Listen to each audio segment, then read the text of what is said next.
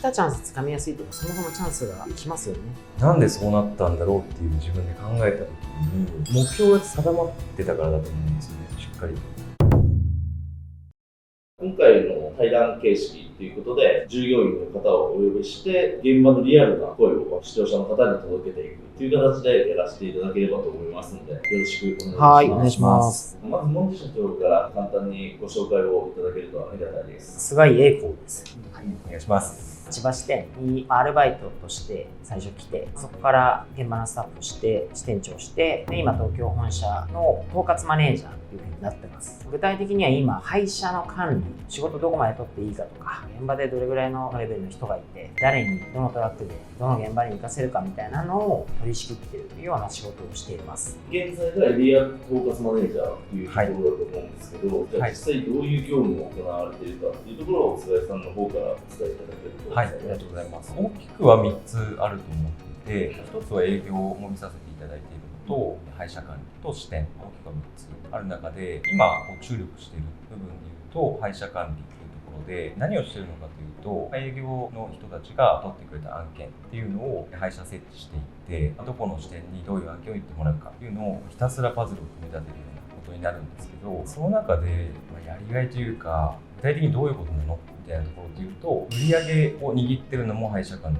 ですし、利益とか握ってるのも配車管理というところで、何億単位とかそういうので配車管理の方が握ってるっていうのを考えると、やっぱりやりがいと責任と比例してあるかなっていうふうに思ってます。何億単位の配車を管理して、一番効率的に回れるルートみたいなのを組んでるって感じですか？そうですね。はい。一個でもちょっとミスっただけで売り上げに大きく影響してくるみたいな。売上にもやっぱり時間がかかる分、コストもかかると考えると、利益にも直結しますし、そういったところですね。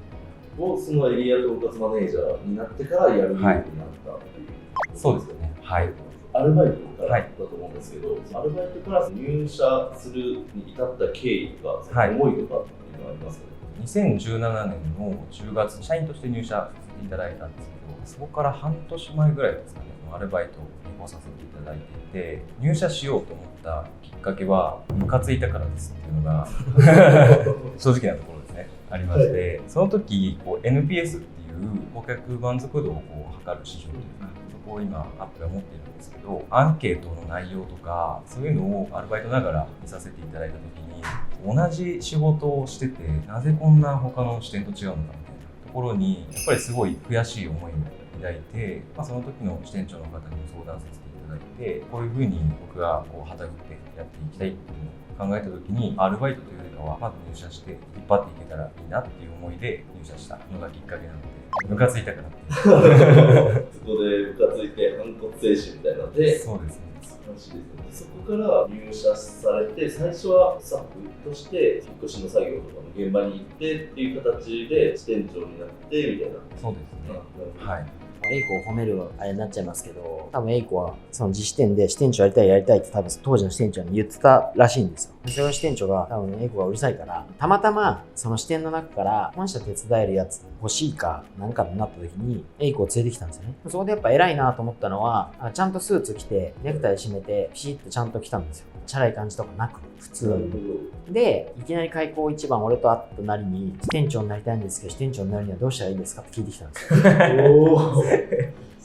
すごい勢いですね。その時はね、あんまり具体的にどうのこうの言うわけじゃなくて、抽象的に返しましたけど、若くても逆にちゃんと身構えてきてというか、ちゃんとして、ちゃんと自分の考えを述べて、その時の言葉遣いもちゃんとしてたわけですよね。これが言い方悪いけど、私服で、社長どうも、自分の支店長やりたいんですけど、どうしたらなれますかとかって言われても、頑張ってってなる可能性があるんですけど、実はそういうやっぱ最初にあった印象とか、でその印象何に作られるか見た目もそうだし、言葉遣いもそうだし、そういうことでやっぱ意外と、あいつは期待できるなとか、いいやつだなとか、そう思われちゃうんですよ、どうしても。逆にそれが若い時にできてたら、すごい機会がありますよね。そこに行動力とかやる人がやっぱ兼ね備えてたら来たチャンスをつかみやすいというか、来たチャンスつかみやすいというか、そもそもチャンスが来ますよね。だってまず覚えられますから。それこそ10人中9人がスーツで来て、1人私服で行ったら、あの私服で来たやつか、みたいになるじゃないですか。今度逆に私服が9人で1人スーツで来たら、あのスーツちゃんと着てきたやつね、みたいな。普通の人ってやっぱり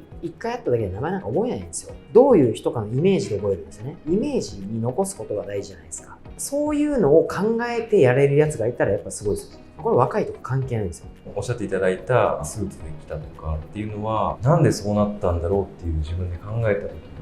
に、目標が定まってたからだと思うんですよね、しっかりと。いつまでに支店長としてみんなの前に立って、いつまでにあの視点を抜かしたいとか、任せてもらいたいとか、であれば、その目標に行く最短の行動ってなんだろうっていうのを考えた時にそうなったんではないかっていうのが、そういう行動に至ったのかなっていう。考えて行動してる感じの繰り返し。そうですね。多分その時は結構本心というか、目標に向かってただまっすぐやるイメージだったんですけど、今振り返るとそういう考えをしてたんじゃないかなっていう。どちらかというと社長に祭りに行くみたいなのって世の中いっぱいあると思うんですけど、そういうのではなくて、しっかり任せてもらうにはどうしたらいいかっていうような思いとか、そういう行動だったんじゃないかなと振り返ると思います。聞かれてましたけどね、だいぶ。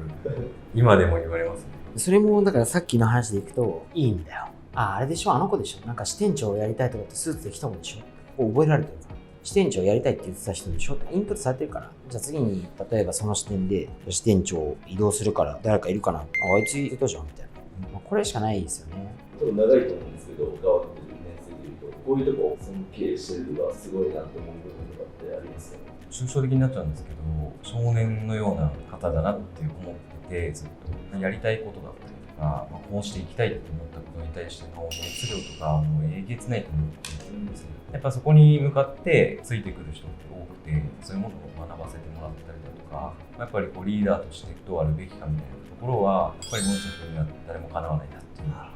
ちょっと話がありますけど、採用目的でこの YouTube の発信とかをされていると思うんですけど、今後なんかこういう人と働きたいとか、こういうマインドの人に応募してほしいみたいな、そういった特徴とか条件とかありますかね。僕が思ってるのは、楽しいことないかなって思ってるような人が来てほしいなっていう思いでいます。ワクワクすることしたいなとか、なんか楽しいことしたいなって思うんだったら来てほしいなっていう。何やりたいとかっていうんじゃなくて、お客様にありがとうって言ってもらえて、それによって自分も笑顔になるし、仲間も笑顔になるし、お客様も笑顔になるし、楽しいじゃないですか。そういう部分とか、仕事自身も楽しむもんだと思ってますし、なので楽しみたいって思うんだったら来た方がいいよっていう。何をしたいか明確ではないけど、そういうワクワクしたい、楽しいことしたい、何かしたい、挑戦したいみたいな人がいればぜひっていう。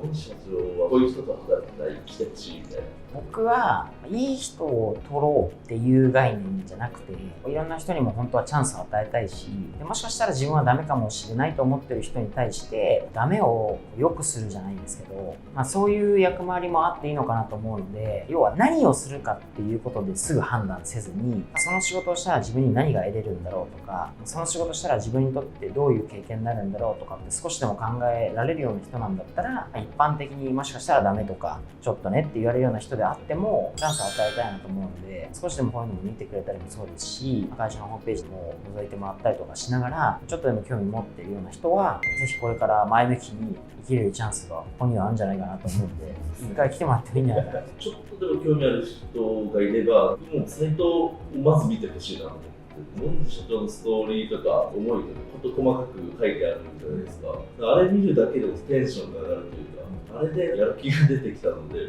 僕はぜひ一度迷ってる人とか、ちょっとでも興味ある人は見てほしいなと思います。というところで、最後の感想であったり、思ったことをいただけるとありがたいなと思います。やっぱり門司社長すごいなっていうのが僕は思ってることで、やっぱりこうやって聞いていただいた時にそのお話できるのって日々常に考えてるからだと思うんですね。自分もやっぱり考えないと思わせてもらえる門司社長に対してはそこがすごいなって思う部分と、やっぱり思うのは引っ越しやると思ってなかったけどめっちゃ楽しいやんって思い始めて、今こう思うと引っ